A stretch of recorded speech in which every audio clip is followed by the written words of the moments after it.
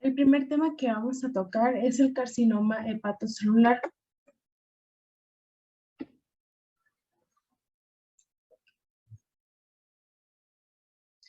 El carcinoma hepatocelular es una neoplasia primaria de hígado más frecuente. Aparece predominantemente en pacientes con enfermedad hepática crónica que han desarrollado cirrosis hepática. La aparición del carcinoma hepatocelular es una de las causas de muerte más frecuente en la población. Entre la etiología y los factores de riesgo, la cirrosis es el principal factor de riesgo asociado al desarrollo de carcinoma hepatocelular. El 60 al 90% de los casos, secundaria a alcohol o infección por virus de hepatitis B o virus de hepatitis C. La obesidad y el síndrome metabólico son factores de riesgo para el desarrollo de esteatohepatitis no alcohólica y cirrosis relacionada a esteatohepatitis no alcohólica, siendo también posibles factores asociados al incremento de la incidencia del carcinoma hepatocelular. La ingesta de alcohol de 50 a 70 gramos al día durante periodos prolongados es un factor de riesgo establecido para el desarrollo de cirrosis y el carcinoma hepatocelular. Dentro de la epidemiología, la incidencia anual es de 500,000 a 1,000,000 de casos. Más del 80% de los casos se presentan en las regiones de Subsahara y el este de Asia, siendo el sitio con mayor incidencia China. 50% del total de los casos reportados anualmente, con 32.2% por 100,000 hombres y 13.3 por 100,000 mujeres. Actualmente, áreas como América Latina se consideran de riesgo moderado, con una incidencia de aproximadamente 11 a 20 casos por 100,000. Más del 90% de los casos se presentan en pacientes con cirrosis, siendo más frecuente en hombres que en mujeres con una relación de 2 a 3 a 1. En México, las muertes por cáncer hepatocelular entre 2000 y 2006 publicadas por el Ministerio de Salud en México fueron recientemente revisadas. Tendencia creciente de la mortalidad de 2004 a 2006, aumentando 14% como causa específica de muerte de 4.16 por 100,000 habitantes en el año 2000 y 4.74 por 100,000 habitantes en el año 2006. El cálculo estadístico de la tendencia analizado por el método de Pearson muestra una correlación de P mayor a 0.01. La mortalidad más alta se observó en pacientes mayores de 60 años. Dentro de la patogenia, el carcinoma hepatocelular desarrolla en un contexto de inflamación y daño orgánico y coexiste con cirrosis en más de 80% de los casos. Existen múltiples etiologías entre las que destacan infecciones y toxinas. Las alteraciones genéticas varían desde mutaciones puntuales hasta pérdida o ganancia de brazos cromosómicos o cromosoma más frecuente afectado, que es el 1q. El gen supresor P53 se ha visto mutado en 0 a 67% de los pacientes con carcinoma hepatocelular. Dentro de las manifestaciones clínicas que vamos a encontrar en estos pacientes, los pacientes con carcinoma hepatocelular presentan una o varias manifestaciones clínicas. El dolor es característico en el cuadrante superior derecho del abdomen. También pueden presentar pérdida de peso, descompensación de la función hepática, evidenciada por la alteración de enzimas hepáticas, con cirrosis. También pueden presentar fatiga o debilidad y también se podrían presentar con fiebre o dolores. También podemos encontrar manifestaciones poco comunes como lo son el abdomen agudo secundario a ruptura del tumor con hemorragia intraabdominal y también manifestaciones extrahepáticas como son la hipercalcemia, la hiperglucemia y la tirotoxicosis. El diagnóstico. También realizamos escrutinio y vigilancia, ya que el carcinoma hepatocelular es una neoplasia que presenta características necesarias para realizar escrutinio, dado que existe una población de riesgo bien definida. Aquí el ultrasonido abdominal es operador dependiente, reportándose en estudios recientes su sensibilidad 60% y una especificidad mayor de 90%. Su sensibilidad para la detección, sin embargo, de nódulos en hígado cirrótico es particularmente baja. La alfa-fetoproteína es mayor a 200, sugiere fuertemente el diagnóstico.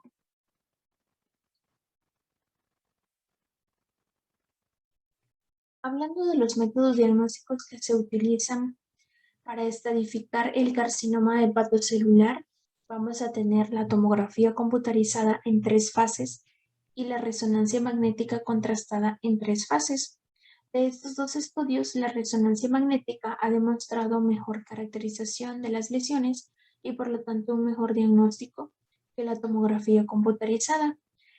En estos estudios vamos a encontrar hallazgos característicos de reforzamiento arterial e hipointensidad de la lesión en la fase venosa portal y tardía, y un signo conocido como lavado, cuya sensibilidad y especificidad es del 90 y el 95% respectivamente en cada estudio para el diagnóstico de carcinoma hepatocelular. Aquellos pacientes que tengan lesiones atípicas van a requerir una biopsia hepática percutánea, ya sea por guía radiológica o por ultrasonido. Entonces, se le realizan estos estudios, vamos a encontrar características sugerentes en estos pacientes, con los que ya podemos decir que el paciente tiene carcinoma hepatocelular. Podemos encontrar una tumoración hepática focal mayor a 2 centímetros, donde va a mostrar realce característico con el contraste en la fase arterial y en el lavado rápido. En la fase venosa, ya sea por resonancia magnética o por tomografía. O podemos encontrar una tumoración hepática focal que pueda tener un comportamiento atípico por imagen o tumoración hepática documentada en un hígado no cirrótico con biopsia compatible. Tenemos una clasificación que es la utilizada por Barcelona Clinic Liver Cancer, que nos estadifica de acuerdo a la presencia de tumor, de acuerdo a la escala de pronóstico para pacientes con cirrosis, la Chilpuc, y de acuerdo al estado general del paciente. Lo vamos a tener en 5 estadios que van a presentarse de forma progresiva. Y tenemos la clasificación principal, que es la TNM. Esta clasificación pues nos sugiere las características del tumor, el tamaño, si hay o no afección vascular, si hay o no metástasis, si hay o no invasión a los nódulos y qué tan grande es el tamaño del tumor. Esta clasificación va a ser muy importante a la hora de abordar al paciente en cuestión de tratamiento y ver a cuál es más candidato unos pacientes y a cuáles es más candidato otros pacientes. Y tenemos el tratamiento que va a ser curativo o paliativo. En el curativo vamos a tener lo que es la resección quirúrgica, el trasplante hepático y la ablación percutánea. Entonces, los 3 principales tratamientos curativos, ya dijimos, que va a ser la resección quirúrgica. Este va a ser ideal para pacientes que tengan una lesión única de carcinoma hepatocelular, que estén asintomáticos y que tengan la función hepática preservada. En estos pacientes se puede obtener hasta un 70% de supervivencia a 5 años. Y tenemos el trasplante hepático. Este va a ser el tratamiento más efectivo para carcinoma hepatocelular y también para pacientes con cirrosis, ya que remueve completamente el tumor, cura la enfermedad preneoplásica. ¿Y quiénes van a ser los candidatos ideales para esta cirugía? Van a ser aquellos pacientes que tengan una única lesión menor a 5 centímetros o que tengan menos de 3 nódulos que midan menos de 3 centímetros sin invasión extrahepática o vascular. Y por último tenemos la ablación percutánea, que va a ser la mejor opción para aquellos pacientes con carcinoma hepatocelular temprano no quirúrgico. Y el tratamiento paliativo, tenemos una serie de opciones para estos pacientes, ya que la mayoría de veces los pacientes con carcinoma hepatocelular son detectados cuando la enfermedad está muy avanzada, por lo cual ya no son candidatos a los tratamientos quirúrgicos. De estos tratamientos paliativos, los tratamientos de elección para los pacientes va a ser la embolización arterial con o sin quimioterapia intraarterial. Es el tratamiento más aceptado. ¿Y de qué va a depender el pronóstico de vida de estos pacientes? Va a ser principalmente de 3 factores: de la extensión del tumor, que va a estar determinada por el estadio, por la clasificación TNM, y la funcionalidad del hígado, así como el estado general del paciente. Obviamente el pronóstico más favorable va a ser para aquellos pacientes que estén en estadio inicial, que tengan una buena función hepática y que no tengan datos de cirrosis, acompañado de un buen estado general.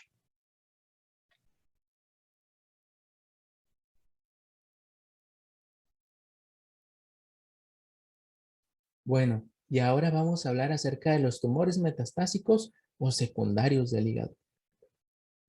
En cuanto a la epidemiología, debemos saber que las metástasis hepáticas son frecuentes y su incidencia es 20 veces superior a la del carcinoma primario.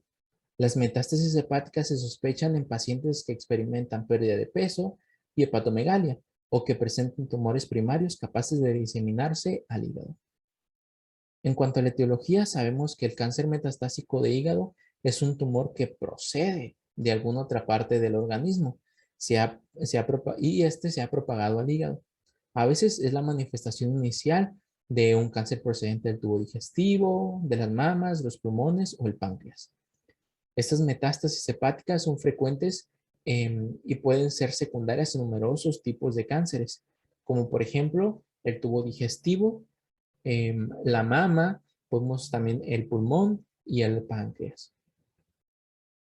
En cuanto a la anatomía patológica, tenemos 3 imágenes. En la primera podemos ver numerosas masas en las cuales se ven lesiones de tamaño variable. Algunos de los más grandes presentan necrosis central. En la segunda vemos a un hígado con adenocarcinoma metastásico y podemos observar bordes dentados de las metástasis y la necrosis central prominente que se observan en los nódulos más grandes. Y en la tercera imagen podemos ver células de la mama, en el cual se ven un carcinoma ductal infiltrante metastásico, ¿verdad? En cuanto al cuadro clínico, sabemos que los síntomas del tumor primario pues son pérdida de peso, más de 10% del peso corporal en un periodo de 6 meses. Fiebre y anorexia, rara vez hay dolor abdominal, pero se puede presentar. También puede presentar hepatomegalia o ascitis al inicio, que expresan una enfermedad hepática activa. Y también se pueden presentar los de la toma hepática. También hay hepatomegalia, como ya lo dijimos, esta es dura, pétrea, y pueden ser tanto leve, moderado o muy, muy grave la hepatomegalia. También se puede presentar íctero, es menos frecuente que en el carcinoma, que en el cáncer primario. En cuanto a los complementarios, sabemos que los laboratorios, si los pedimos, por ejemplo, la fosfatasa alcalina va a salir elevada, la albúmina va a salir disminuida. En la biometría hemática podemos ver la hemoglobina disminuida y en ocasiones podemos ver un aumento ligero de las transaminasas y un aumento en los niveles del antígeno carcinoembrionario.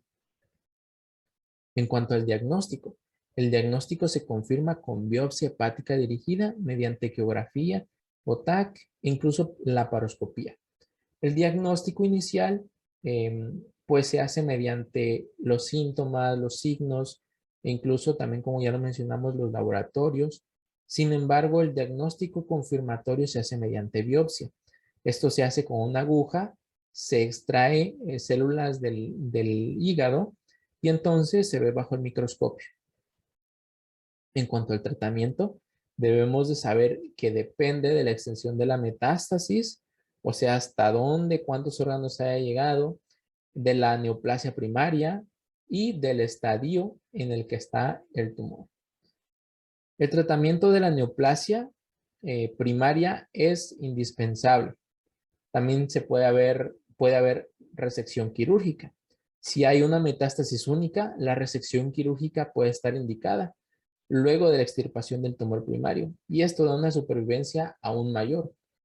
A veces se puede dar quimioterapia sistémica y el tratamiento paliativo como la radioterapia también se puede dar, al igual que en el cáncer primario, y esto no modifica el pronóstico. Y hablando de pronóstico, debemos de saber también que el cáncer, si se ha diseminado ampliamente, por lo general, lo único que puede hacer el médico es aliviar los síntomas del paciente. El afectado o el paciente puede especificar sus voluntades anticipadas en caso de que posteriormente esté imposibilitado para tomar las decisiones oportunas sobre su atención médica. Y los cánceres primarios que hacen metástasis hacia hígado o hacia otros órganos, generalmente son de mal pronóstico.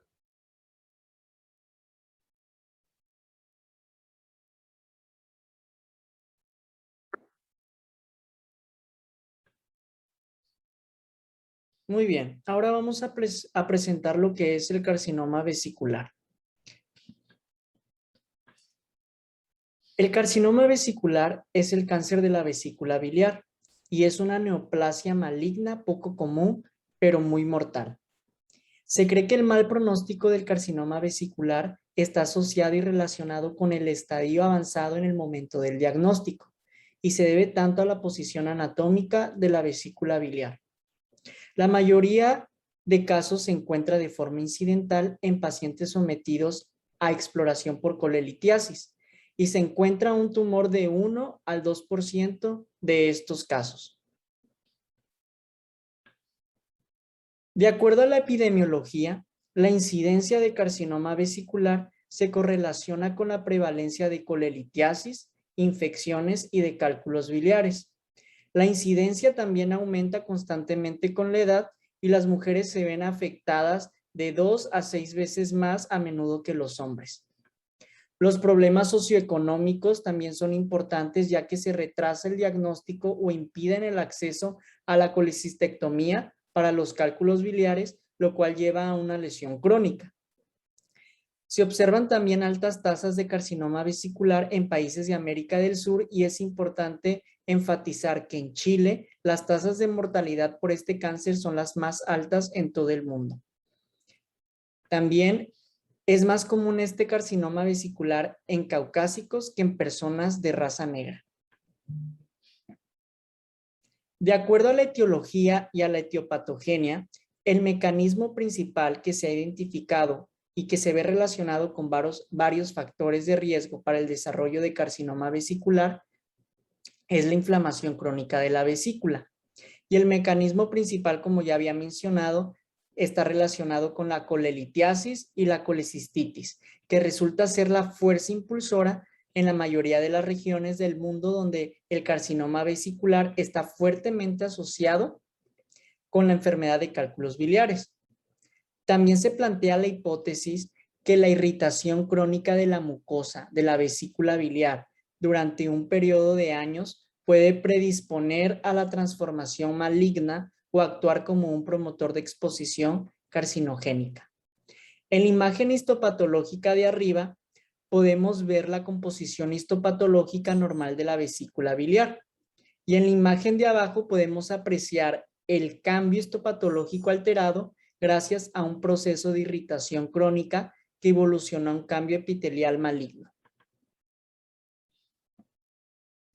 Los factores de riesgo asociados y más importantes que predisponen al carcinoma vesicular es la enfermedad de cálculos biliares como la colelitiasis y la colecistitis, como lo había mencionado. Estos están presentes del 70 al 90% de los pacientes con carcinoma vesicular y los antecedentes de cálculos biliares parecen ser uno de los factores de riesgo más importantes. También un factor de riesgo importante es la vesícula biliar de porcelana, ya que esta es una manifestación infrecuente de colecistitis crónica que se caracteriza por calcificación intramural de la pared de la vesícula biliar. y se asocia con colelitiasis en más del 95% de los casos, al igual que otras afecciones relacionadas con los cálculos biliares. Estos pacientes tienen un mayor riesgo de contraer carcinoma vesicular, y la incidencia reportada de carcinoma vesicular en pacientes con vesícula biliar de porcelana varía del 0 al 60%. También las infecciones son factores de riesgo importante como la salmonela, ya que en entornos endémicos aproximadamente del 1 al 4% de las personas con infección aguda se convierten en portadores asintomáticos crónicos, lo cual un portador crónico con mayor frecuencia presenta colelitiasis y se cree que los cálculos biliares representan un nido potencial para la infección en curso que pueden llevar al carcinoma vesicular. El Helicobacter pylori también se ve asociado a que se ha colonizado el epitelio biliar y se ve relacionado con el carcinoma vesicular. Otros factores de riesgo lo son como los medicamentos. Hay algunos fármacos también que se implican a la carcinogénesis biliar y entre ellos está el metildopa, los anticonceptivos orales e isoniazida. También se cree que la exposición a carcinógenos han acumulado evidencia que pueden estar involucrada a la etiología del carcinoma vesicular, como en trabajadores de industrias de fábricas de aceite, de papel o de productos químicos. La obesidad es otro factor de riesgo que se ha asociado constantemente con este carcinoma, ya que por la mala alimentación se predispone a la formación de cálculos. Y el azúcar en sangre elevado también sugieren una asociación modesta entre la diabetes y el riesgo de padecer un carcinoma vesicular.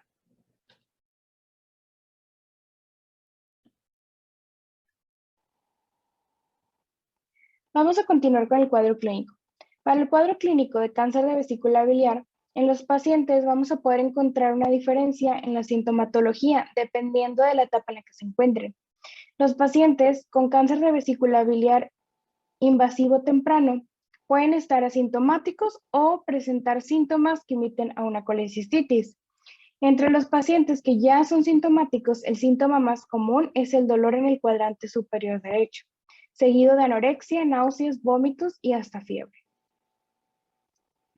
Los síntomas del cáncer de vesícula biliar avanzado a menudo difieren del cólico biliar habitual, ya que son más sugestivos de una enfermedad maligna, como por ejemplo el malestar general o la pérdida de peso.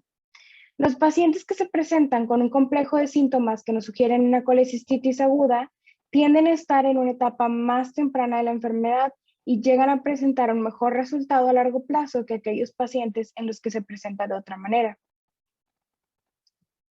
Entonces, los síntomas indicativos de un paciente en el que podemos sospechar que está cursando por una enfermedad maligna son la presencia de anorexia, astenia y la pérdida de peso. Es importante el diagnóstico temprano de este carcinoma para poderle dar un seguimiento, tratamiento adecuado y poderlo resecar. ¿Qué es lo que vamos a encontrar en la exploración física? Lo más común es que en estos pacientes se presenten con ictericia y que tengan una vesícula biliar palpable. En algunas ocasiones también pueden presentar, aunque es muy raro, metástasis extraabdominales como en pulmonopleura, hepatomegalia, ascitis o la presencia de síndrome paraneoplásicos. En el diagnóstico se puede llevar a cabo en diferentes escenarios. Por ejemplo, el cáncer de vesícula biliar se puede diagnosticar en 3 ocasiones. Preoperatoriamente, intraoperatoriamente, esto por ejemplo en el momento en el que se está haciendo la exploración quirúrgica por síntomas abdominales que se le pueden atribuir a otra patología o a otro proceso patológico, como por ejemplo en una colecistectomía por colelitiasis, o posoperatoriamente, como en el caso de que posterior al examen o análisis de una muestra de la vesícula biliar, después de ser extraída en una colecistectomía por colelitiasis sintomática. Vamos a encontrar algunos laboratorios alterados, aunque esto no es específico para el diagnóstico del carcinoma, pero nos pueden orientar a la sospecha. En este caso vamos a tener una elevación de la fosfatasa alcalina. En la biometría hemática podemos encontrar la presencia de anemia y leucocitosis. Podemos también tener elevación de las bilirrubinas y presentación y disminución de la albúmina plasmática. En algunas ocasiones también puede haber elevación del antígeno carcinoembrionario. Y bueno, los estudios de imagen nos pueden orientar también en la sospecha de la lesión del carcinoma, como por ejemplo, en el ultrasonido podemos encontrar el engrosamiento de la pared vesicular o la existencia de una tumoración o que la vesícula haya sido sustituida por una masa. La ecografía endoscópica nos va a ayudar a evaluar la profundidad de la invasión tumoral en la pared de la vesícula. En la tomografía computarizada vamos a encontrar una masa polipoide que puede sobresalir hacia la luz o llenarla completamente, un engrosamiento focal o difuso o una masa en la fosa de la vesícula biliar. La resonancia magnética nos va a ayudar principalmente en los casos dudosos para diferenciar las lesiones benignas de las malignas de la vesícula biliar. Y también nos puede proporcionar información sobre cuánto se ha extendido la enfermedad. La siguiente es la colangiopancreatografía retrógrada endoscópica, que nos es útil en los casos de presencia de ictericia porque nos pueden indicar si hay un crecimiento tumoral en los conductos biliares intrahepáticos o en el colédoco.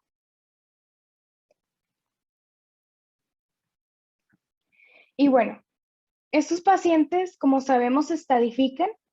Entonces, como sabemos, hay varios sistemas de estadificación que se han utilizado para el cáncer de vesícula biliar. Uno de ellos es el sistema de estadificación de tumores, nodos y metástasis, o también conocido como sistema de estadificación TNM, que pues es ahora el esquema de estadificación que prefieren usar más. En este caso, este sistema nos indica o se basa en tres cosas. La T se refiere al tamaño y la extensión del tumor principal. La N se refiere a la extensión del cáncer que se ha diseminado a otros ganglios linfáticos cercanos. Y la M se refiere a si el cáncer ya se ha metastasizado. Esto quiere decir, o sea, de que si el cáncer ya se ha diseminado a otras partes del cuerpo.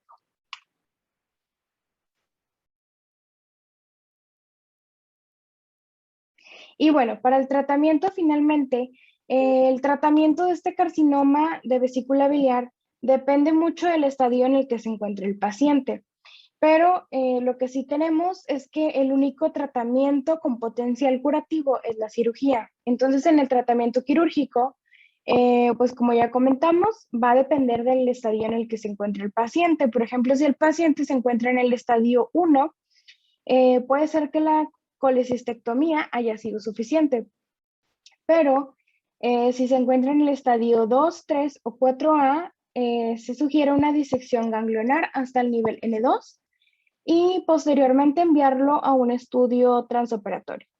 En el caso de que sea negativo, pues se completa la disección y en el caso de que sea positivo, se le dan medidas paliativas junto con drenaje vesicular y de vía biliar.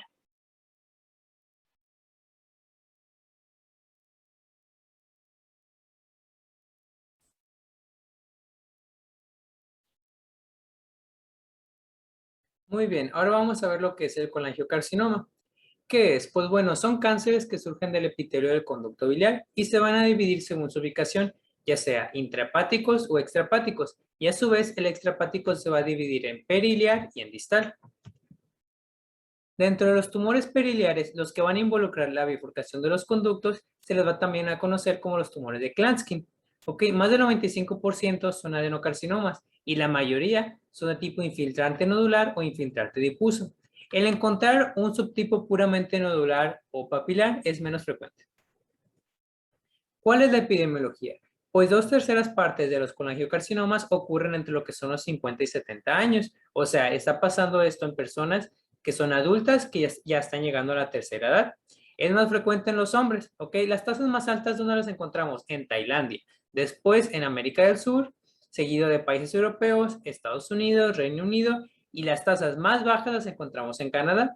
Según la Guía de Práctica Clínica Mexicana para el Diagnóstico y Tratamiento del Cáncer de Vías Biliares, vamos a encontrar una relación de 1.39 a 1, siendo más frecuente en los hombres, y en la población en general es más frecuente en mayores de 60 años. ¿Cuál es la etiología?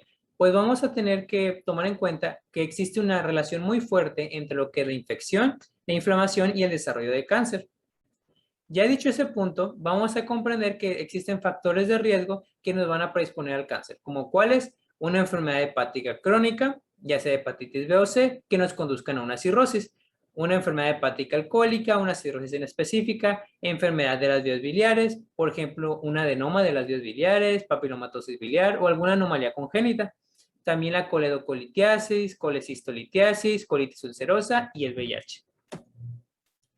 ¿Qué otros factores de riesgo? Pues se ha encontrado una prevalencia de colangiocarcinoma en el 7 al 13% en colangitis esclerosante primaria. También los portadores crónicos de fiebre tifoidea, infección por trematodos hepáticos, el consumo excesivo de alcohol. Vamos a considerar riesgo cuando sea más de 80 gramos de etanol por día, exposición a toxinas y medicamentos. ¿Cómo qué tipo de medicamentos? Como la isoniazida y también lo que son los usos de píldoras anticonceptivas. La fisiopatología. ¿Cuál es la fisiopatología de esto? Pues bueno, vamos a tener mutaciones puntuales de los protooncogenes y también alteraciones de los genes supresores de tumores. ¿Ok? Dentro de las mutaciones puntuales vamos a tener del KRAS y del beta-catenino. Y de los supresores atumorales, cualquier combinación de lesión cromosomática, mutaciones o metilaciones, ya sea el P53, P16, APC o DPC4, cualquiera de estos dos mecanismos nos van a llevar a un cáncer. ¿Cómo la vamos a clasificar? Pues bueno, hay tres clasificaciones más fuertes, que es la Asociación Internacional de Cáncer de Hígado, el Sistema de Estadificación TNM y la clasificación de Bismuth-Corlett. Ok, vamos a empezar con la Asociación Internacional de Cáncer de Hígado. Esta la va a clasificar según su ubicación. Ok, en la imagen podemos ver que lo clasifica como intrahepático, extrahepático periliar y extrahepático distal. El sistema de clasificación TNM es uno de los más completos, ¿ok?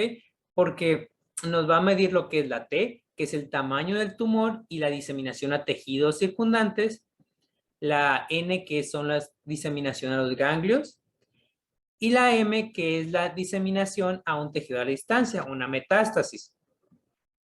La clasificación TNM se va a basar en lo que son los histopatología. Sin embargo, no nos va a servir para una valoración prequirúrgica. Esto se usa más posterior a la resección quirúrgica. Sin embargo, es uno de los más completos. Y aquí podemos ver que según las T, la N o la M que tengamos, se va a clasificar. Y hay dos clasificaciones, tanto para tumor intrahepático como extrahepático. Vamos a tener también la estratificación del colangiocarcinoma Bismuth-Corlett. Ok, esta nos va a servir mucho y es de las que más se usa porque a pesar de que no es tan completa como el TNM, nos ayuda mucho para ver el abordaje quirúrgico que va a tener los pacientes. El tipo 1 son los tumores por debajo de la confluencia del conducto derecho e izquierdo. El tipo 2 son tumores que van a llegar a la confluencia, pero que no van a afectar los conductos, ni el de derecho ni el izquierdo. Y el tipo 3 va a ser un tumor que va a ocluir el hepático común y ya sea el conducto hepático derecho, que es el 3A, o el izquierdo, que es el 3B. Y el tipo 4 son tumores multicéntricos o que involucran la confluencia y los conductos hepáticos de tanto derecho como izquierdo, o sea, todo. ¿Cuál va a ser la clínica? Bueno, la clínica del colangiocarcinoma se va a dividir en lo que es el intrahepático y el extrahepático. El intrahepático tenemos que conocer que es una lesión masiva, ¿ok? Los síntomas de ictericia obstructiva van a ser raros aquí. Vamos a tener los síntomas inespecíficos como cuáles: malestar abdominal, malestar general y la náusea.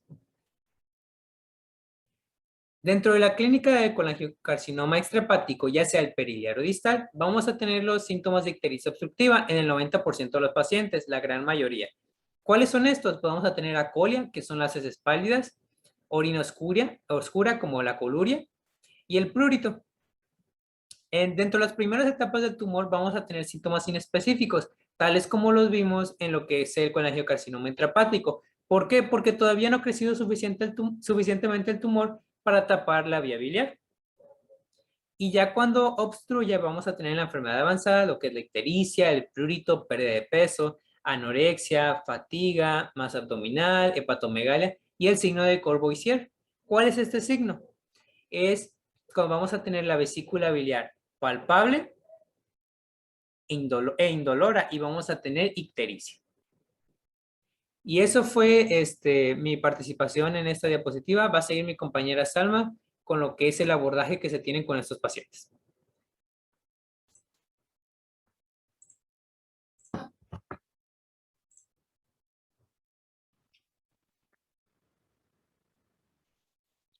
Ahora les voy a hablar sobre el diagnóstico. Es importante mencionar que ningún análisis de sangre es diagnóstico de colangiocarcinoma. Sin embargo, se deben solicitar pruebas de función hepática, ya que las anomalías bioquímicas del hígado son consistentes con ictericia obstructiva. También se recomienda que se soliciten los siguientes análisis de sangre. Bilirrubina, ya que la bilirrubina conjugada está elevada en la ictericia obstructiva. Fosas alcalinas, porque generalmente se encuentran elevadas y sugieren un patrón obstructivo. La gamma-glutamiltransferasa generalmente se encuentra elevada y sugiere un patrón obstructivo. La aminotransferasa puede estar mínimamente elevada. El tiempo de protomina generalmente está aumentado. Los antígenos del cáncer como el CA199 y el CA125 se encuentran elevados y el antígeno carcinoembrionario se encuentra elevado. Un desafío específico en el tratamiento del colangiocarcinoma es la falta de imágenes fiables. Sin embargo, el método definitivo sigue siendo principalmente la ecografía seguida de la tomografía computarizada o la resonancia magnética. El ultrasonido abdominal es la prueba inicial para evaluar a un paciente con ictericia obstructiva. Esto se debe a la disponibilidad y la capacidad de excluir causas comunes, como la coledolitiasis. La ecografía permite la visualización de los conductos biliares intrahepáticos y extrahepáticos, lo que demuestra el nivel de obstrucción potencial, así como el calibre y la permeabilidad de la vasculatura portal. La ecografía suele ir seguida de una TAC abdominal que confirmará la presencia de una masa y si existe o no obstrucción que se manifiesta como dilatación ductal intrahepática o extrahepática. Y la resonancia magnética abdominal se utiliza a menudo para diferenciar entre contenido biliar sólido y quístico. Además, puede proporcionar información adicional sobre el tamaño del tumor, la extensión de la afectación de los conductos biliares, la permeabilidad vascular, la extensión extrahepática, las metástasis ganglionares o distales y la presencia de atrofia lobar. La imagenología preparatoria con angiografía por resonancia magnética es un método no invasivo para la estratificación del colangiocarcinoma y, por lo tanto, también ayuda a determinar la resecabilidad. Luego, los hallazgos de las imágenes se correlacionan con los hallazgos de laboratorio y si se hace un diagnóstico provisional del colangiocarcinoma, el paciente tendrá más imágenes mediante colangiopancreatografía retrogrado-endoscópica o CPR, colangiopancreatografía por resonancia magnética, CPRM, o cateterismo transhepático percutáneo, que es el PTC. El procedimiento de elección en la evaluación adicional de un colangiocarcinoma depende de la necesidad de descompresión biliar. La CPRE es tanto diagnóstica como terapéutica, sin embargo, también requiere la capacidad de canular la ampolla de Vater. Si no es posible la canulación de la ampolla y se necesita drenaje biliar, entonces el PTC es el tratamiento de elección. La CPRM es el procedimiento recomendado si solo se requiere visualización anatómica de los conductos biliares distales a la estenosis.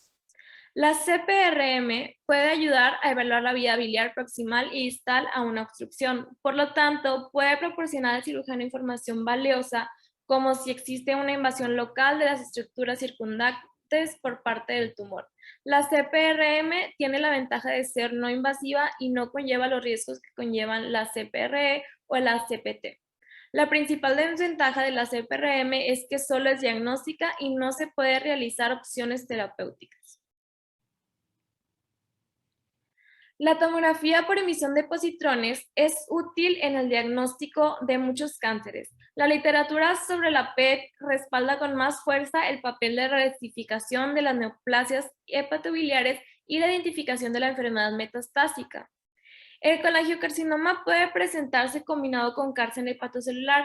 Estos tumores son más agresivos y se recomienda la inmunotensión de muestras patológicas para detectar marcadores de carcinoma hepatocelular, como por ejemplo el GPC3, el HSP70 y la glutamina sintetasa, o características de células progenitoras, como por ejemplo la K19 o la EP-CAM, para distinguir el colangiocarcinoma intrahepático del colangiocarcinoma hepatocelular mixto si esta información cambia el tratamiento.